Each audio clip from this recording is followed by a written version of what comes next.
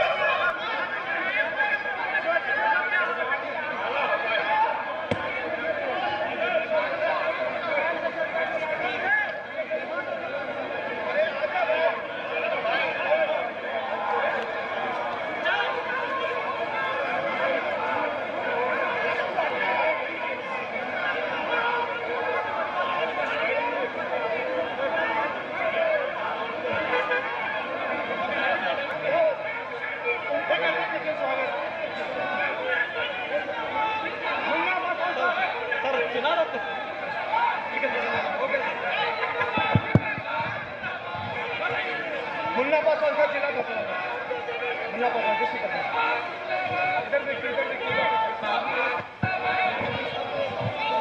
नमस्कार। अच्छा शांत हो जाए।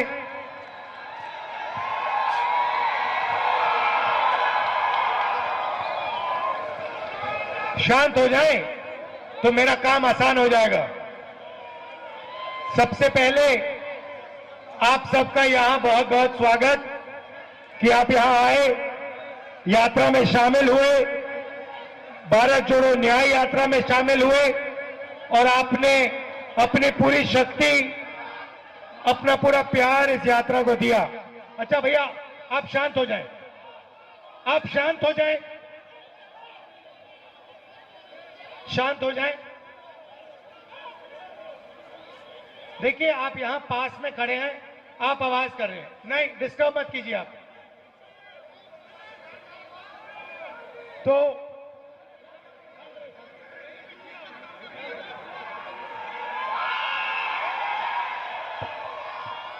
पिछले साल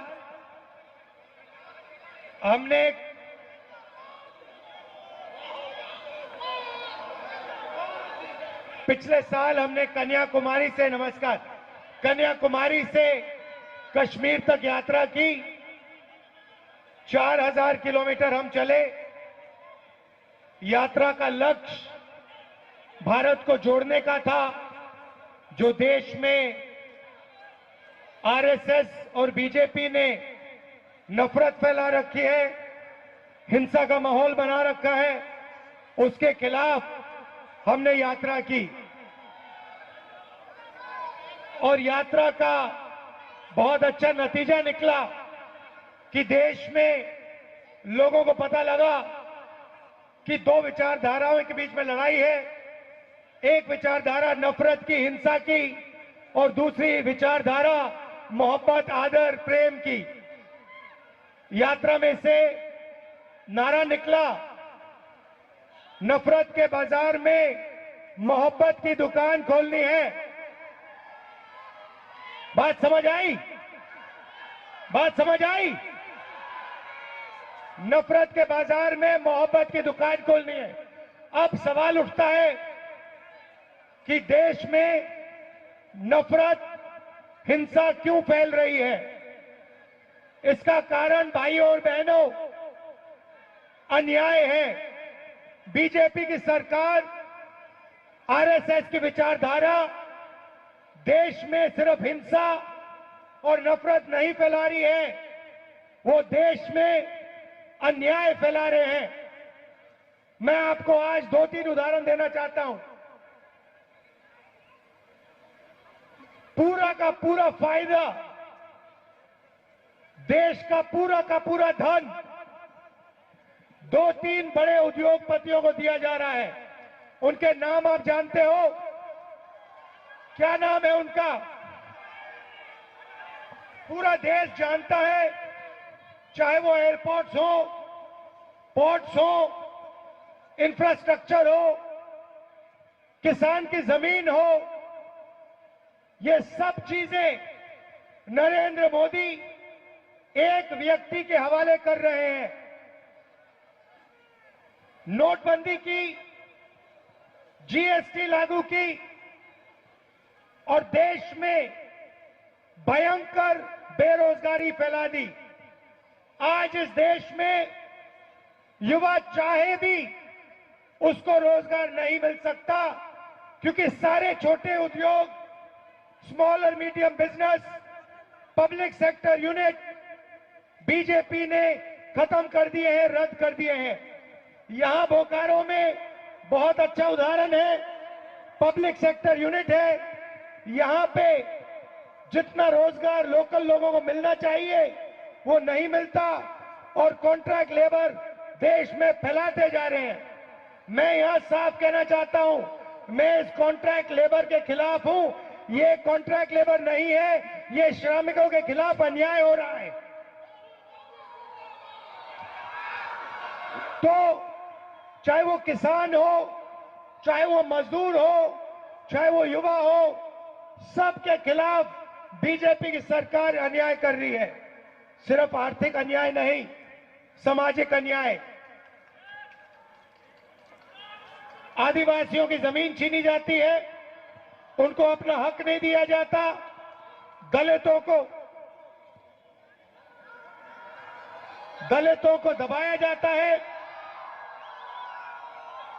और ओबीसी वर्ग जो है उनका जो हक है, हाँ अभी आएंगे आपके पास, आ जाइए, ऊपर आ जाइए।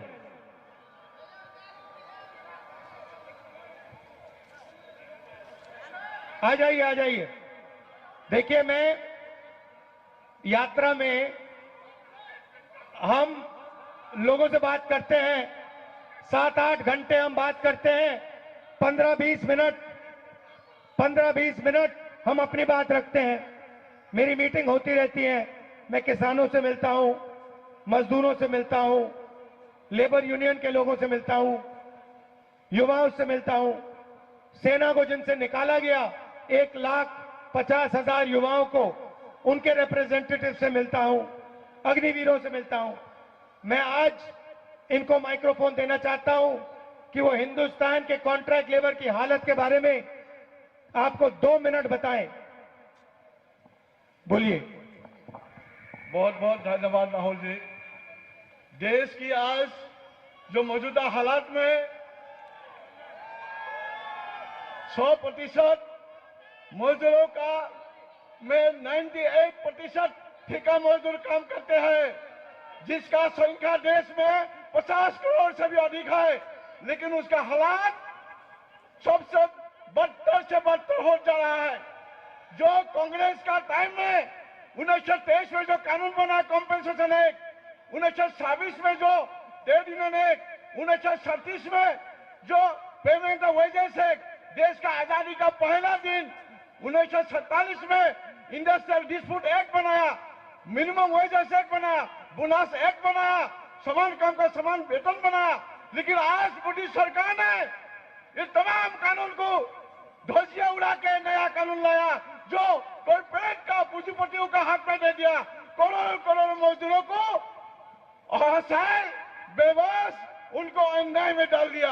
आज राहुल जी झारखंड में आया, स्वागत है। जो करोड़ों जो मजदूर है, ठेका मजदूर है, उनका जो अन्याय हो रहा है, उनको न्याय में लाने उनसे आग्रह है, उनसे इंश्योर करने के लिए उनसे बहुत बहुत धन्यवाद है। भैया आप मुझे एक बात बताओ, आप नहीं सुनिए, आप मुझे एक बात बताओ, मुझे ये बात समझ नहीं आती है। देखिए, आप लेबर की आवाज हो, आपने मजदूरों के लिए काम किया, आपने मुझे बताया कि 30-40 साल आपने काम किया। आप मुझे बताइए, ये जो मीडिया वाले हैं, आपकी बात कभी क्यों नहीं रखते? आपको मीडिया में देश कभी देख नहीं पाता, मजदूरों की आवाज नहीं आती, किसानों की आवाज नहीं आती, बेरोजगार युवाओं की आवाज नहीं आती। आप देश को बताइए कि मजदूरों की आवाज मीडिया पे, टेलीविजन पे क्यों नहीं आती?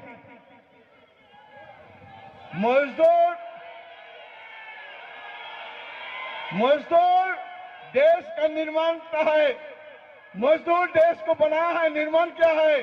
और मजदूरों का, मेहनत का, जनता का जो आवाज है, उस आवाज को उठाने का जिम्मेवारी मीडिया का है। लेकिन मीडिया कॉर्पोरेट घराना का ही हिफाजत में, उनका ही कारण, उनके लिए ही प्रबंधन सरकार लिए काम करते हैं। उसीलिए गरीब मेहनत कश मजदूरों का आवाज को ना उठा के उनका साथ अन्याय किया जा रहा है। बिल्कुल, इसीलिए मैंने आपको यहां खड़ा किया है कि वो मजबूर, उनको चॉइस ना मिले, वो अब आपको दिखाना पड़ेगा। इसलिए मैंने आपको यहां खड़ा किया।